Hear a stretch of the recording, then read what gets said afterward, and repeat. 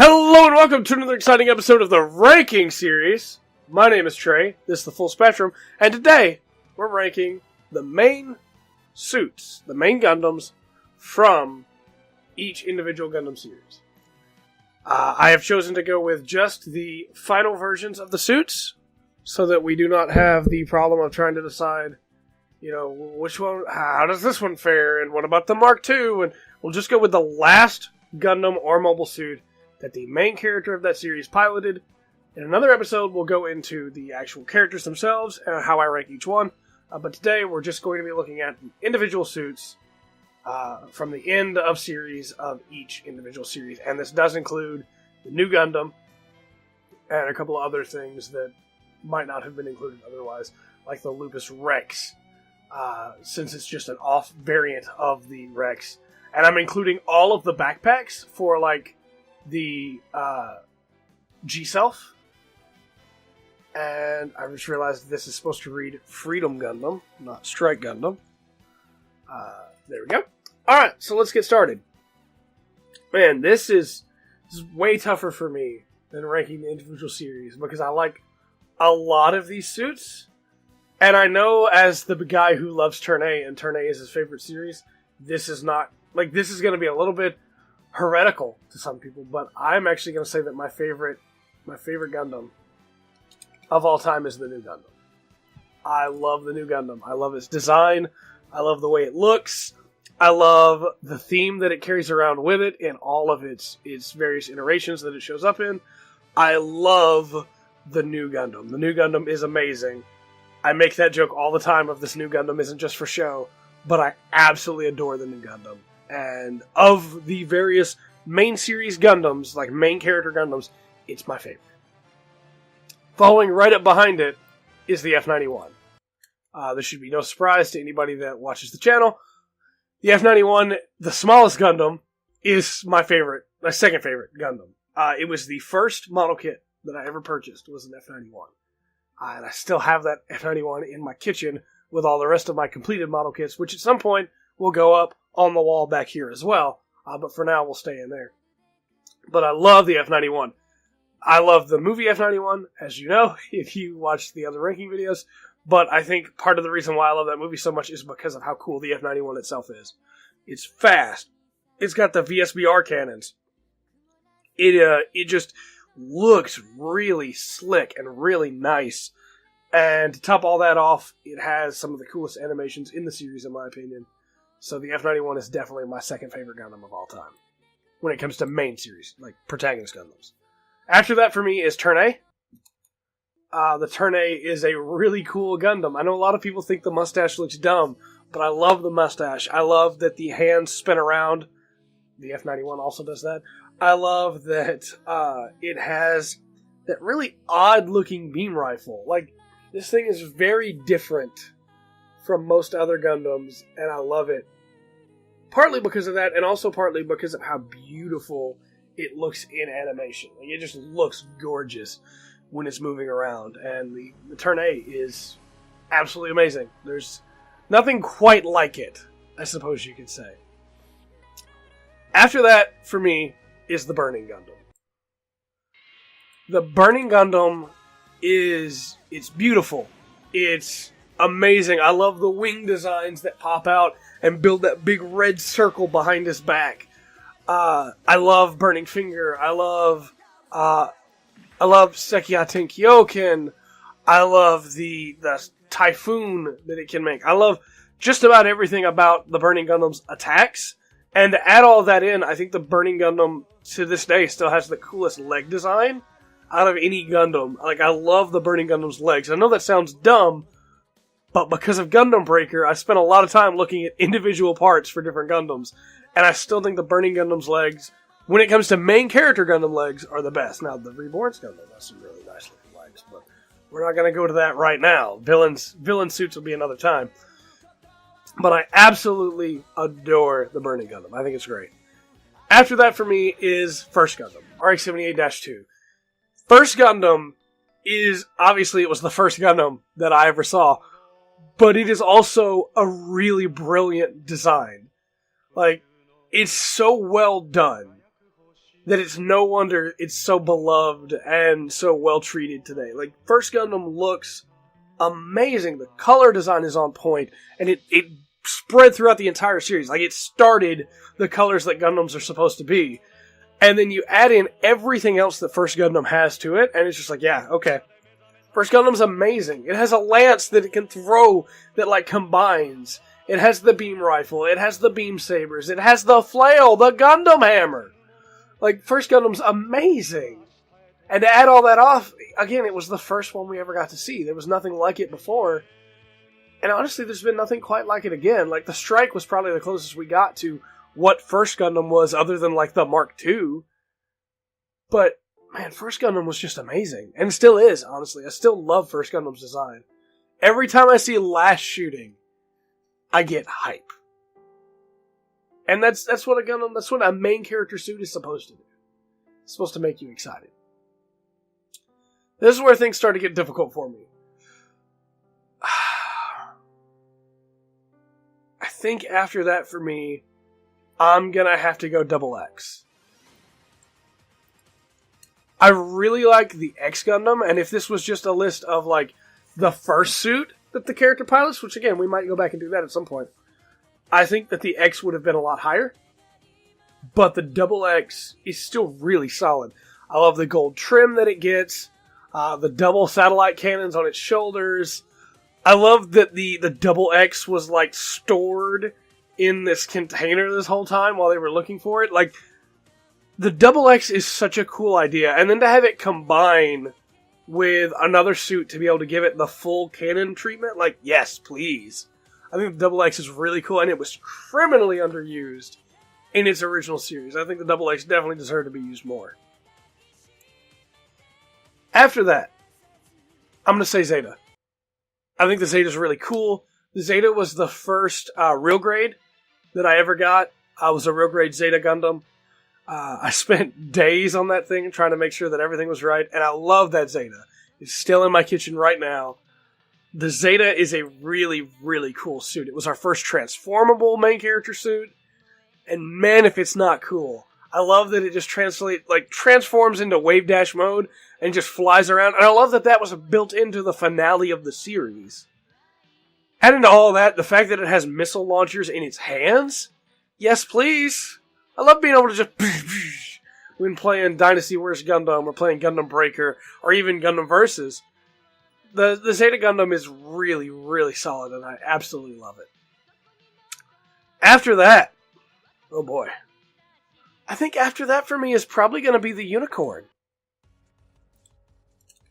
Like, Unicorn seemed like it was going to be really plain the first time I saw it. I'm not going to lie. I liked the design, but it looks really plain. And of course, that was hiding the secret inside of what the RXO Unicorn actually had. And I love NTD mode. I think the Unicorn in base mode looks really cool now. Partially because I know there's more underneath, but also because I've gotten used to that design, and I think it's actually really cool. I think it could have worked for the whole series on its own, but I'm glad there was something hidden inside. I love NTD mode. It looks absolutely amazing, and I love that beam rifle that it has that just shoots out like that black hole style cannon. Thing is great and looks like it's straight out of Super Robot Wars, and when it's in Super Robot Wars, it fits perfectly there. I love the Unicorn. I think it's great. After that, I'm going to go with the Barbados Lupus Rex. The original Barbados was good. I liked its design a lot. It was very different from a lot of other Gundams. But the Lupus Rex... oh boy. A Gundam, a main character Gundam with a tail. And a tail that Mikazuki uses very, very well throughout the course of that finale. The Lupus Rex is amazing. And I absolutely love it. Having the cannons that are strapped to the bottom of its arms that as it's boosting backwards it can fire with. Having so many different, like, small clubs, the big mace, the wrench that, he used those a lot more when he was just the Barbados and not the Lupus, but Mikazuki could still use any of those weapons, and I love that. The giant mace, oh man, Mace Chan. I love the Lupus Rex. I think it is primal fury in a Gundam. And it's amazing for that. And it looks like Primal Fury. Like, it's not just that Mikazuki is a very Berserker-style pilot, the Lupus Rex looks mean. It looks gritty. And I love it so much. After that, for me, is the Double Zeta. I actually really adore the Double Zeta Gundam, and if it had got to do some more cool things over the course of Double Zeta, I feel like it probably would be higher up on this list, because for a long time it was my favorite Gundam. The Double Zeta's really cool. The problem is the Double Zeta's very bulky, and a lot of times when you have a bulky suit, you want it to capitalize on that, right? You want it to be shrugging off attacks and to be firing through it. You want the Liger Zero Panzer situation. And you never really get that in Double Zeta. Most of the time, Judo is basically like dodging and separating the Double Zeta to avoid attacks. And that's really cool, don't get me wrong. But the Double Zeta never really committed on that promise of, I'm a big, bulky, tank-like Gundam, and I'm going to take every hit along the way and keep on trucking.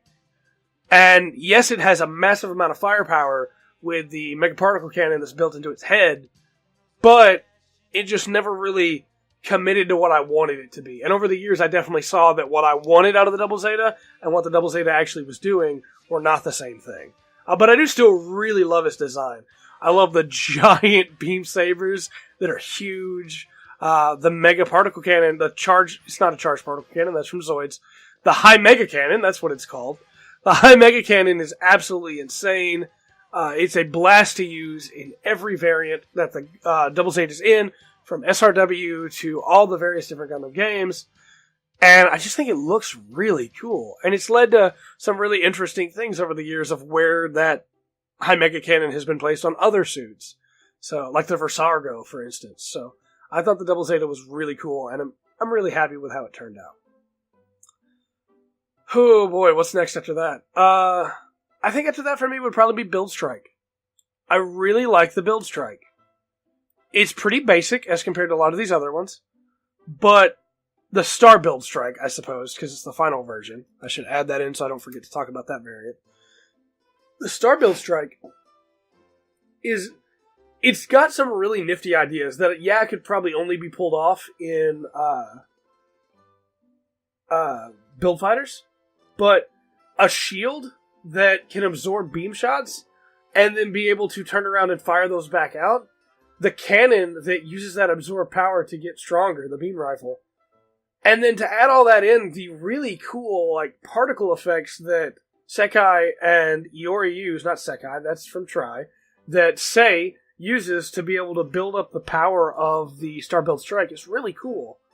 And yeah, it probably could have done more throughout the series, which is why it's so low on this list. But the stuff that we did get to see was really, really cool. So, I just realized also that the Age FX is not on this list. So we need to add that. But we'll get to talking about the Age FX for sure. After that for me is the Wing Zero Gundam. Wing Zero, I'm very mixed on the Wing Zero, because I loved the Wing a lot. I thought the Wing Gundam was really cool, and I think the Wing Zero is a really super, super cool idea.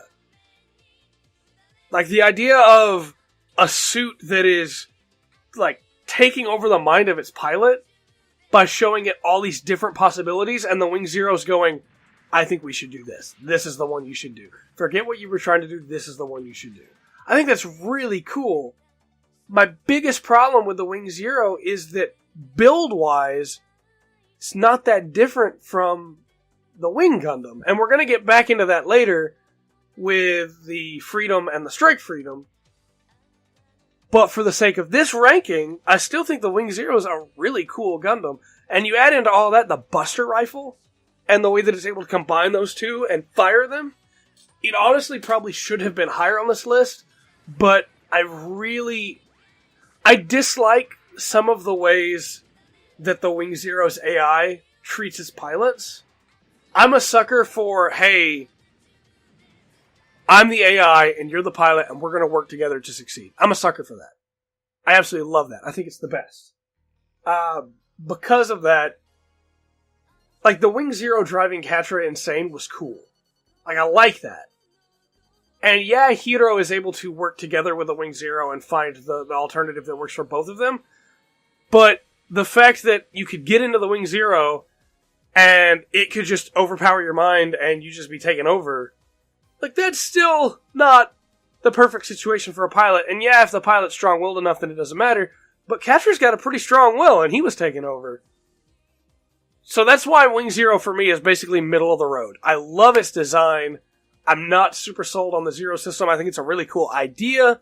And were it in the villain suit, as we'll talk about with the Epion, I think that it works very well to make the villain go a little bit more overboard than they should. But with the hero suit, it kind of becomes this, you know, is Zero helping him or is he not? And I love that idea, I really do, but I also, I don't know, my own personal bias is coming in here, which this is my personal bias list, so I guess it makes sense. But I would have liked if the Wing Zero was more like the version that it is in Endless Waltz, where it's like helping Hero, because it realizes that Hero surviving and winning is what helps it. But, I don't know. By the end of the series, it was pretty cool. So, middle of the road for me. I also wish that it had been... The Endless Waltz version fixes this with those stupid wings that I can't help but love, but I've recognized that they shouldn't have wings in space, and they shouldn't be able to work like that. But it fixes the other problem that I had, which is that the design wasn't really that different from the basic Wing Gundam. All told, though, Wing Zero, still definitely a better suit than some of them on this list that we will be talking about soon. Next up, I'm going to say probably Double O Riser. Yeah. I am not a huge fan of the Double O Riser. I definitely preferred the Exia. But I think the idea of the Double O and the Riser unit that has to be piloted by somebody else is really cool. I kind of had that same feel that Double Zeta had. Now, by the end of Double Zeta, Judo was piloting everything himself. Surprise, surprise! By the end of Double O, Setsuna's piloting everything himself, really. But I think the idea of two pilots having to work together is really cool. I just don't think it was very much capitalized with the Double O Riser. I also am not a huge fan of, like, towards the end where the Double O Riser was starting to do some really crazy stuff with particles. Like, some of it was cool. Like, the Riser Sword is a really cool idea. But when you lead into, like, the quantum teleportation that he's going to get with the Quant, and we get to see, like, little snippets of that with the Double O Riser, it just didn't work very well for me. I think it's a cool idea, and if it had been something that was set up early on that they could do with particles, I get that it was supposed to be a surprise. And, like, Trans Am is 3 times movement already, so it makes sense in the world for it to happen. It just still kind of comes out of nowhere, and it made me really happy that that final fight wasn't between the Double O Riser and the Reborns. It was actually between the Zero Gundam? Zero. The O is a different suit. And the Exia Repair. So, you know.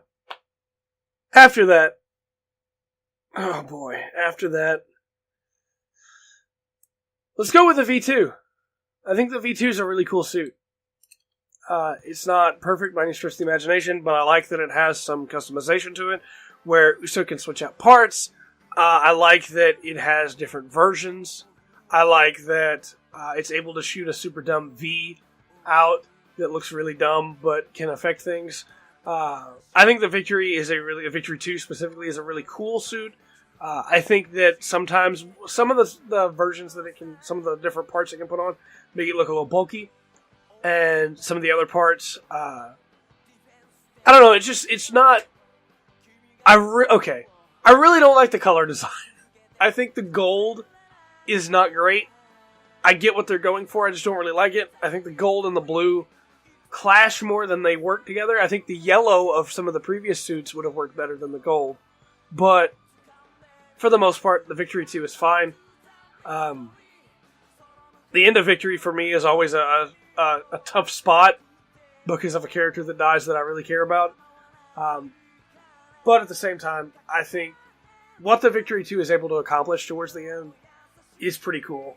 And so it's definitely not a bad suit by any stretch of the imagination. Not quite as cool as some of the others, but, you know, it's not bad at all. After that, I'm going to go Easy 8. I really like the Easy 8. It just doesn't get to do much. That's the worst part. The only really cool thing that it gets to do by the end of the series, like super, oh man, is rip off its own arm and use that to try and batter away a Norris Packard.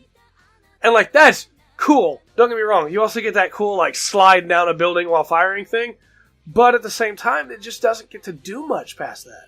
Like, 08MS team is so short, and other than that one real fight with Norris Packard, you only get a couple fights in the trees, and then you get that one fight at the ravine, and that's really about it. Like, the EZ-8 doesn't get to do much past that.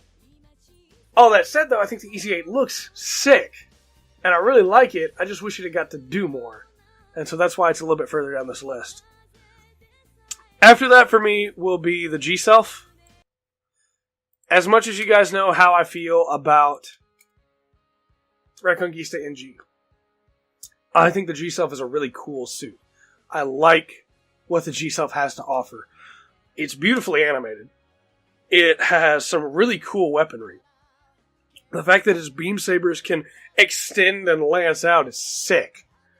Then to add in all the different packs that it has, like the Perfect Pack and the Gravity Pack, like there's some really OP stuff that the G-Self can do. I just wish that it had been in some more knockdown drag-out fights, I suppose. Like I talked earlier about how the Star Build Strike didn't get to do a lot of stuff, but the basis that the Star Build is built on, like the additions that it was made on, were still part of a really cool fist fight between it and the Fenice. And that's really where I stand with all these. Like, I need the suit to look cool, and I need it to have done cool stuff. And I just feel like the G-Self didn't really get to do that much. Like, the Gundam fights were not the main point of the series, and they don't have to be. Look at how high Turn A is on my list. But when you do have a fight, it needs to be able to do some cool stuff. And I just felt like G-Self really didn't get to do that much. Other than the super OP Perfect Pack and some really nifty stuff early on. That brief fight with Captain Cahill is pretty good. But, you know, past that, oh boy, we're in the bottom 5 now. I guess past that would be GPO3. I really dislike the Stamen. And the whole setups it has, I have the same feeling on those as I do the Meteors. And as we'll get into these last suits, the same stuff there. I think the idea of overpowering artillery is really cool. And the Stamen has the best version of it, where it's still, like, tethered to it and stuff. But I don't really like the way it looks. Like, it doesn't look that much different from the GPO-1. Again, we'll go back to the Wing Zero problem. It doesn't look that different from the GPO-1, because it's still just built on the idea of the GPO-1. And the only real additions it got in power were the Stamen parts. And to add into all that, it doesn't even really get a fight at the end. It kind of just goes into a battlefield and fires a bunch of stuff. And then Ko shows up to have an argument with Gato at the end. It kind of felt like missed potential for me. Like, it was such a cool idea, and it just got thrown out to die, basically. After that, for me, is the build burning. And it's not the build burning's fault. It's really not. The build burning is a cool-looking suit. But all the build burning really does is use Sekai's different martial arts techniques to fire giant phoenixes at stuff, and giant fireballs at stuff. And they're almost always the old school, like, finishing attack that the enemy has no chance of avoiding. And the only really cool fight that the build burning gets into, like, that's like a really awesome fight, is the one against the Denial Gundam, where the Denial Gundam wrecks it. And yeah, that's really cool, but I would attribute that instead to the Denial Gundam, not to the build burning Gundam. You know.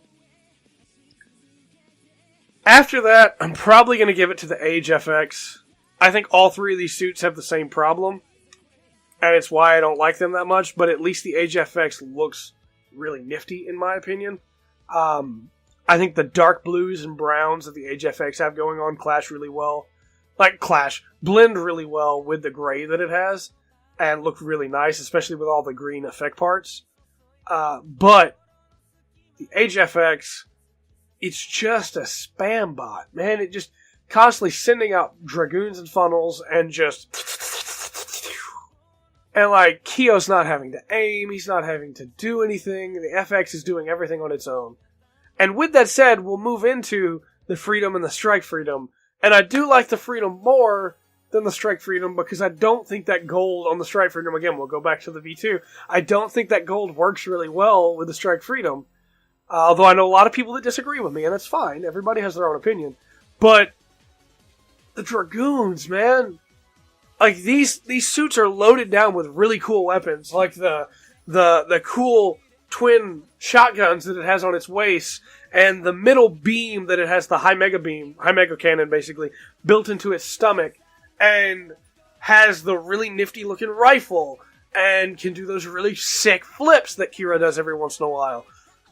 But almost all the time, it's just fire at the Dragoons, and they're going to kill everything in the battlefield for me. And it takes all the enjoyment of the design away from me when that's what I see happen. And there's been some really cool stuff done with the Freedom and the Strike Freedom in the build series, but it's just not enough for me to be able to redeem. These are definitely my least favorite League Gundams. Like, I think the Strike is infinitely more interesting than the Freedom and the Strike Freedom, for sure.